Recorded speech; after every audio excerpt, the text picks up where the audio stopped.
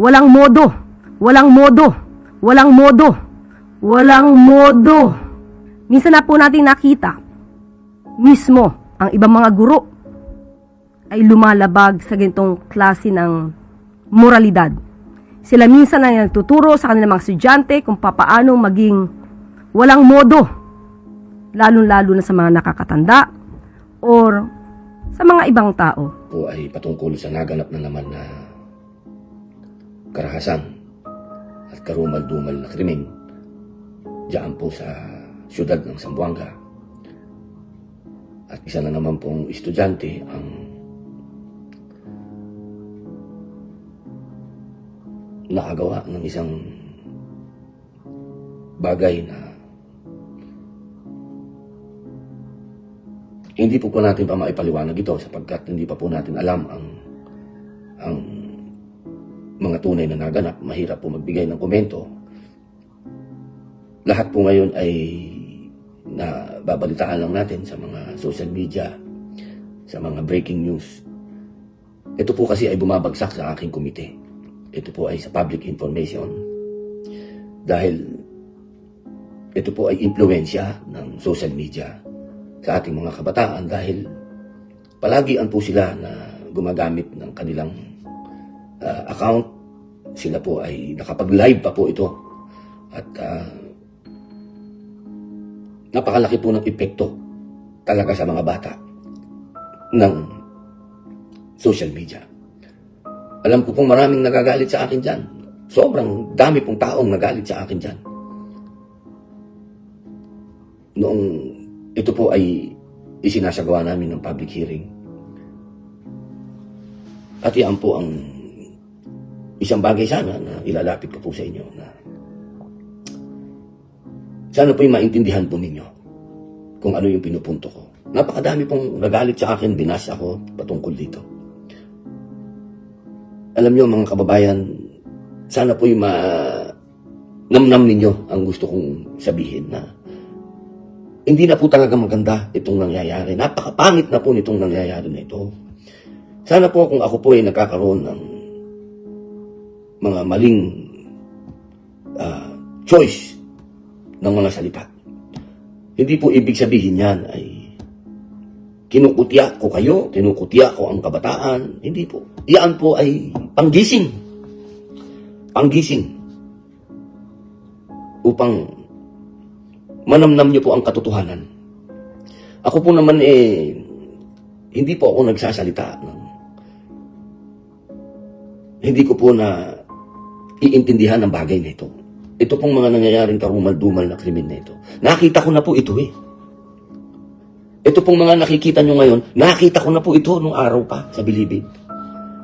Kaya, ilang po ang inihingi ko sa inyo. Intindihin nyo po ako na kailangan po natin maisulong ang batas na kung ano po yung ginagawa doon sa ibang bansa, na mga progresibong bansa na kanila na pong pinagbabawalan ng kabataan na gumamit ng social media. Sapagkat ito po'y hindi na nakapagbibigay ng tamang pag-iisip, hindi na nakakapagbigay ng tamang halimbawa, at nagagamit pa po para maging daan upang yung kanilang mga iniisip na karahasan sa kanilang mga nais nilang gawin, nagagawa nila. Sapagkat nagkakaroon po sila ng tinatawag na platform, at iyan po ang social media. Kaya mga mahal kong kababayan, sana po ay tulungan niyo po ako. Hindi po ito magiging parang isang bagay na pipikit na lang yung mata natin at hahayaan na lang po natin na nangyayari lahat ito at puro bashing na lang ang gagawin natin, puro politika na lang ang gagawin natin. Hindi po pwede dahil totoo po itong nangyayari na sa mga mata natin. Yun lamang po, wala naman ako maikwento pa dahil hindi ko pa po alam ang mga tunay na nangyari sa ganap na ito.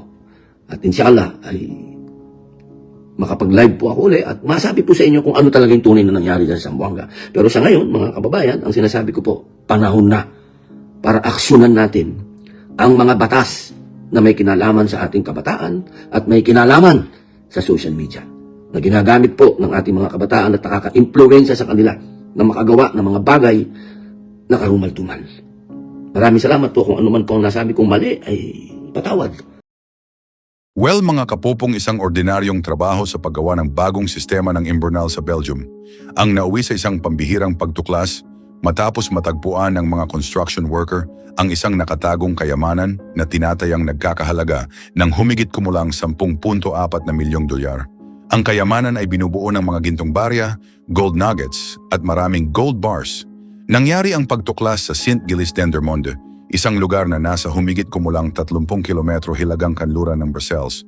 Kabilang sa mga manggagawa ang isang 18 taong gulang na estudyanteng si Kobe na nagtatrabaho bilang construction worker bilang summer job.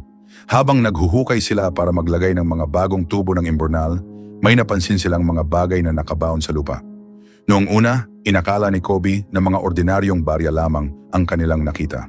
Ngunit habang patuloy silang naghuhukay, napansin nila ang isang bagay na malinaw na gawa sa ginto. Doon nila napagtanto na mas malaki at mas mahalaga ang kanilang natuklasan kaysa sa kanilang unang akala. Nang dumating ang site manager na si Mario, nakita rin niya ang mga gintong barya at gold bars. Sinabi niyang sa loob ng kanyang 33 taon sa industriya ng konstruksyon, ngayon lamang siya nakaranas ng ganitong uri ng pagtuklas. Ang kayamanan ay hindi basta nakakalat sa lupa. Natuklasan itong nakalagay sa isang bag at itinago sa loob ng isang pader na gawa sa ladrilyo sa cellar ng isang dating malaking bahay. Dahil dito, naniniwala ang mga investigador na sadyang itinago ang kayamanan. Ang gusali ay may mahalagang kasaysayan. Dating bahagi ito ng isang brewery na konektado sa mayamang pamilyang Van Asche. Nagsimulang mag-operate ang brewery noong 1800 at 19 at tumigil noong 1970. Ang malaking bahay ay orihinal na itinayo para sa may-ari ng brewery na si Theophilus Van Asche noong huling bahagi ng ika-19 na siglo. Dahil sa kasaysayan ng pamilya Van Asche, isa sa mga teorya ay maaaring nagmula sa kanilang yaman ng ginto. Posibleng nagtabi sila ng bahagi ng kanilang kayamanan sa anyong ginto at itinago ito sa isang ligtas na lugar. Gayunpaman, wala pang matibay na ebidensyang nagpapatunay kung sino talaga ang nagmamay-ari ng ginto o kung bakit ito itinago. Agad na inireport ng mga manggagawa ang kanilang natuklasan sa pulisya. Ang ginto ay kinuha ng mga autoridad, inayos at isinailalim sa inventaryo bago inilagay sa isang high-security government facility sa Brussels. Kasalukuyang iniimbestigahan ng mga autoridad ang pinagmulan at legal na pagmamay-ari ng kayamanan. Kailangang tiyakin muna na hindi ito ninakaw na ari-arian o pera na nagmula sa kriminal na gawain. Hindi rin automatikong mapupunta sa mga nakakita ang ginto. Maaaring magkaroon ng legal na paghahabol mula sa construction company, sa organisasyong nagmamay-ari o nangangasiwa sa gusali, at maging sa mga posibleng inapo ng pamilya Van Asche. Samantala, umaasa si Kobe at ang kanyang mga kasamahan na maaari silang makatanggap ng finder's reward o gantimpala para sa nakatagpo ng kayamanan. Ngunit malinaw sa kanila na hindi nila maaaring basta-basta ang kinin ng napakalaking halaga ng ginto. Agad nilang ibinigay ito sa mga autoridad upang maiwasan ang anumang problemang legal. Dahil kumalat ang balita tungkol sa kayamanan, nagsimula ring dumagsa ang ilang treasure hunters sa lugar. Nagbabala ang lokal na pulisya na huwag pumunta o maghukay doon dahil ang construction site ay may malalalim at mapanganib na hukay. Dagdag pa rito, sinabi ng mga autoridad na nailipat na sa ligtas na lugar ang mga natuklasang ginto. Well, mga kapopong, ang simpleng paghuhukay para sa sewer system ay humantong sa pagkakatuklas ng mahigit 10 milyong dolyar na halaga ng ginto na maaaring itinago maraming dekada o higit isang siglo na ang nakalipas.